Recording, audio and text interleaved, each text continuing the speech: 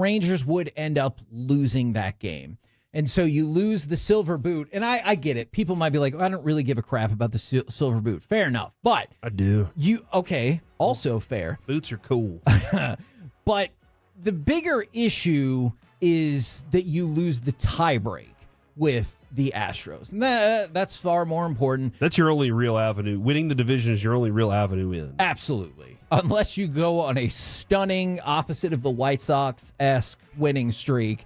That is, I agree with that 1,000,000%. And so I said going into the game yesterday, not only would you lose this series, you would lose the tiebreak, but you still haven't beaten anyone in a series besides the White Sox in forever. And yes, I think yesterday was the end of the Rangers' playoff dreams. What say you guys? Well, you're a quitter. I mean, that's what it shows me. You don't have the heart and the stomach to actually survive this thing. So I definitely have the stomach. You don't have the guts for it. Okay. This is what's weird to me, Kevin. We're still somehow only 5.5 games back. Right. How in the F did we just lose 2 out of 3 and we're still only 5.5 games back? And we're 5 games back in Seattle right now. So, like, you still have striking distance. You're within striking distance. You're close enough to not quit. And as long as the guys in the clubhouse don't quit on themselves, like, that could be the moment, Kevin, yesterday, where playing and losing that way could be the moment where you go, that's it, guys. We just don't have it this year. Yeah. Or it could be the moment that makes you go, F that. We're turning this thing around right now. Everybody, here's what maybe we need a Corey Seager to stand up in that locker room and say, I've been watching all y'all swing. And look, I know I go out there and I swing at everything, but you guys aren't as good as me. All right? Y'all aren't as talented. You're not as gifted as I am.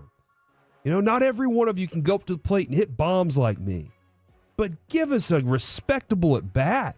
Give yourself that. Go up there and give yourself the opportunity to have a competitive at bat against each pitcher. You give the team a chance. That's what somebody in that clubhouse has to be, that voice, if they want to make a run. If they don't want to and they're just like, look, man, it's baseball. We'll finish it up and we'll hope for next year. Then that's a thing. But next year, guess what's going to happen? Money's going to be gone. Players are going to be gone. Yeah. And you're going to have less talent on this roster than you have this year. So this might be that last chance for you to go out there and make something happen. So, Kevin, that's where I am in storyline. Reality is 5.5 games back. You have a chance, but yesterday was a definite punch in the side of the bow. Huh. Does that work? Is that where you thought that was going to Let me go with another cliche. Okay. It was definitely knockdown 1 of a TKO. Okay. All right. So it was definitely. No, I think that's as good as we're going to get. Third time's down a charm. and All right. 17. What? So here's my issue with that, because you're right about the logistics of being 5.5 back with 47 games to go. And you're right from that perspective. Here's where I struggle. Here are your series in the second half. That aren't the White Sox. Baltimore, lose. Toronto gets swept.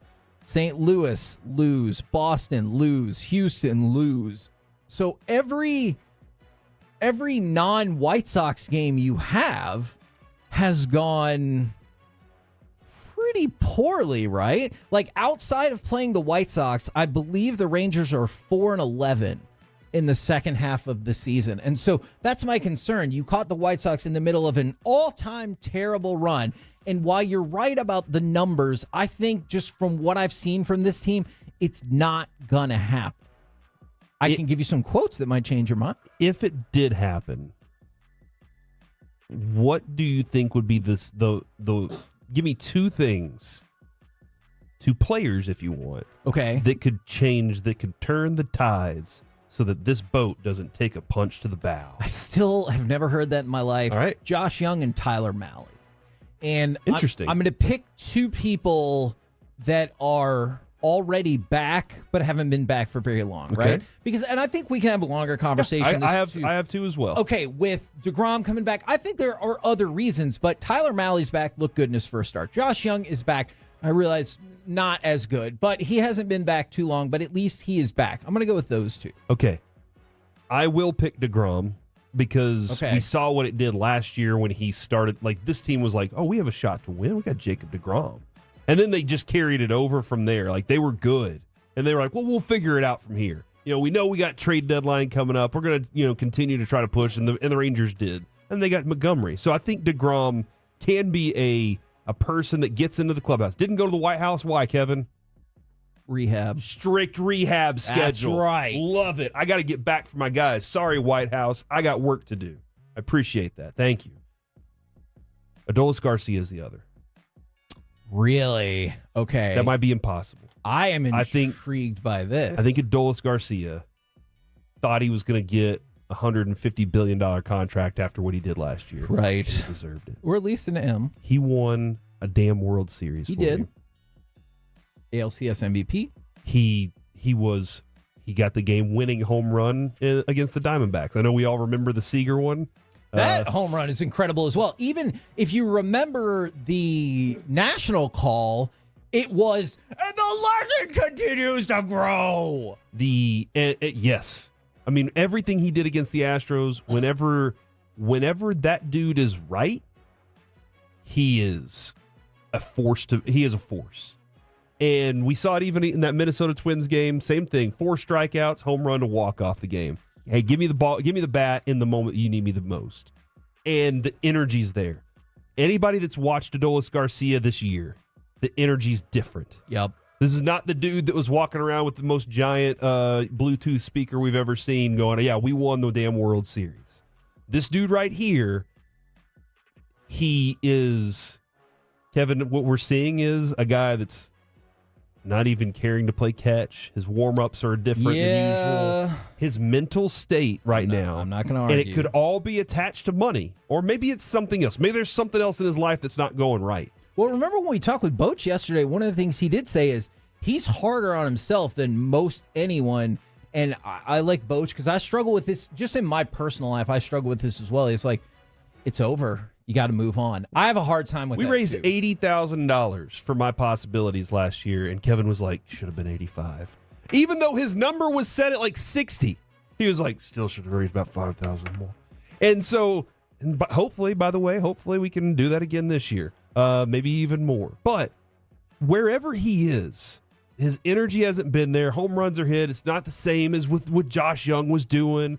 And that, Kevin, that might be what's missing from this club because they are a bunch of dudes that are just very even keel, except for him and maybe Josh Young.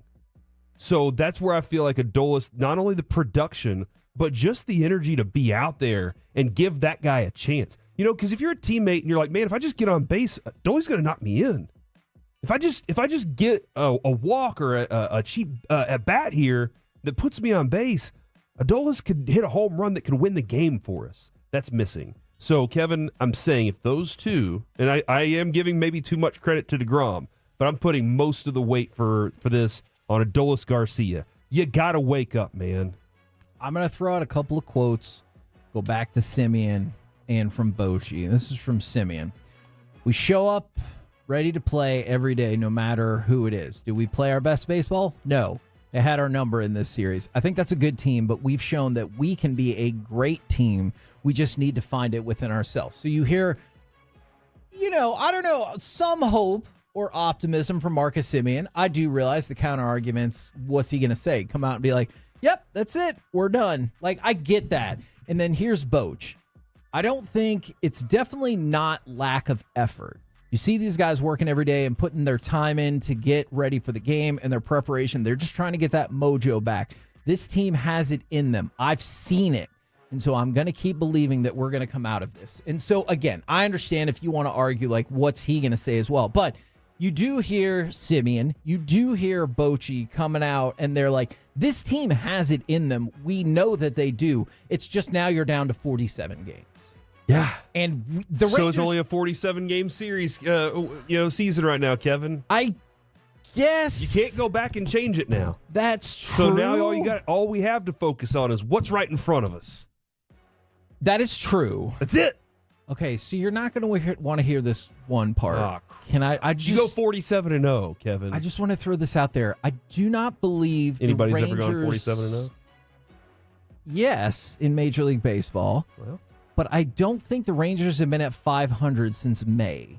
it's the past. Specifically, you're right, Mark McGuire. Specifically, I think... Look, I'm not here to talk about the past. The Andro stack was in the past, guys. I just asked you that question. Yeah, but the question now happened in the past, which, as I've told you, I'm not here to talk about. I believe the last time the Rangers were even at 500 was May 19th. And so... Of last year? No, still of this season. Feels like it. Yes. But We saw the end of that season. So while we're before the talking playoffs. about how close it is and how you hope this could happen, or we hope this could happen, to me, I'm like, we can't even get back to 500.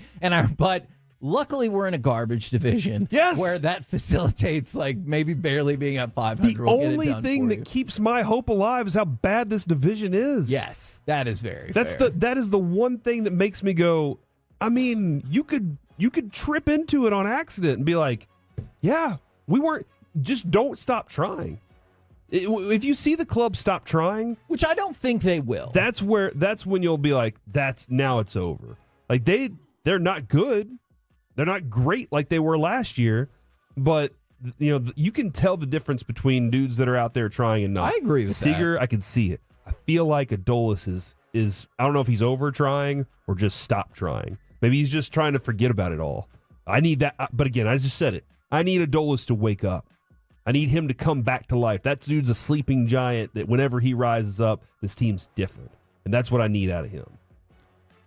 Yeah. And then let's renegotiate his contract because I would like to have Happy him all season. I mean, look, and that's Give him some horses. Okay, I don't know. But that's a complicated thing about his contract, right? Because the Rangers are like, we're hesitant to give you lots of money because we think you'll be inconsistent. And when his response is having maybe the worst season of his career, I'll be bad then. Yeah, that doesn't lend itself to, but if you pay me more money, I'll play better. I could see how a team would be like, You saw how No, good he I'm could be good. whenever he's Yes. getting the idea of paying more money. unbelievable. They should have just said, "Hey, you know what? More money's to come. I mean, or maybe just this give is us exactly one more season what would of have this. happened. Give us one more season of this. I don't know. That is a good question. Then we'll give you the big old contract." I will tell you this. I hope I am wrong, but I think you saw the Rangers' playoff hopes end yesterday.